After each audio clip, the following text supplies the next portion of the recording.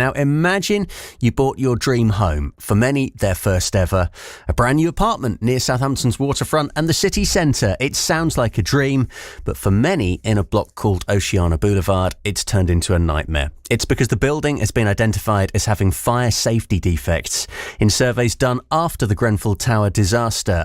Let's talk to our political reporter, Emily Hudson, who joins us. Emily, you went to meet some of these residents yesterday. Yes, and I was really struck by their desperation, their frustration, their lack of hope after years of promise that things would be fixed, and yet nothing has actually changed. It's worth saying straight away that this building hasn't got flammable cladding on, which has been the main conversation post-Grenfell, but the issues were discovered because of surveys done after that disaster in 2017. So the group is supported by the group End Our Cladding Scandal.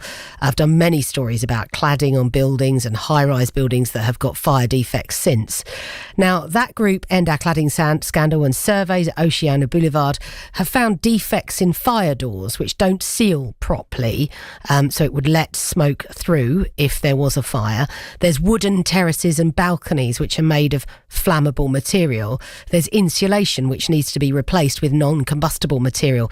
And everyone I met was saying how much knowing all this has taken a toll on them. For some, it's the worry of living in a place which has been declared as not fire safe. You know, one lady said to me, how would I get me, 2 cats and a child out in a fire in the middle of the night? For others, it's the frustration and anger of no action, constantly chasing up the managing agent or the builder, and they're feeling the financial pressure of increasing service charges.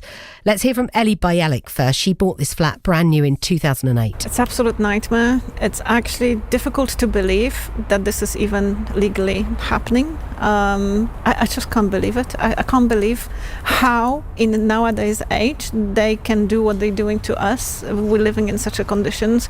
It's terrifying, especially after hearing what happened in London, as we know.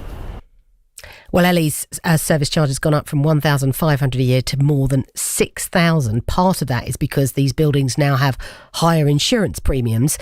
This is Stuart Mills, another resident. We've outgrown this property. I first moved in with my partner, and now we have a young family, 2 young boys, and we're being denied the opportunity to move on because we cannot get mortgages on this place, so we're effectively trapped.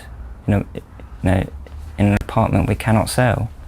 Now, he's incredibly frustrated. They've seen survey after survey done on the building, and yet no actual work has started. Works were due to start here in December, but they've been pushed back again due to requiring another survey.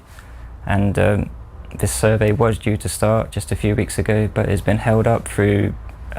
we're waiting on agreements between the freeholders and the managing agents. Meanwhile, we continue to suffer.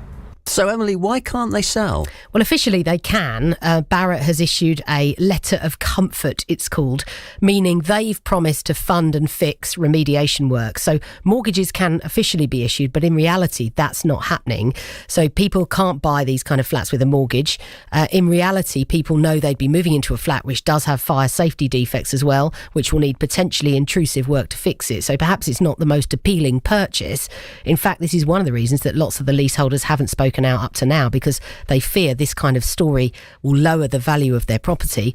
But in reality, that's happening anyway. One person I met was Christina.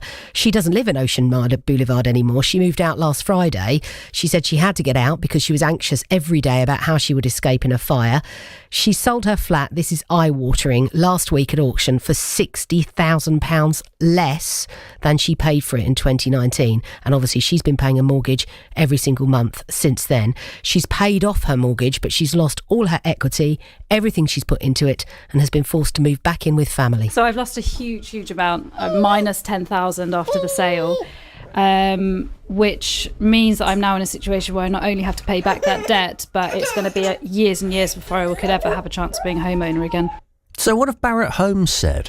Well, we've spoken to them. They've said they're committed to funding and fixing the building defects.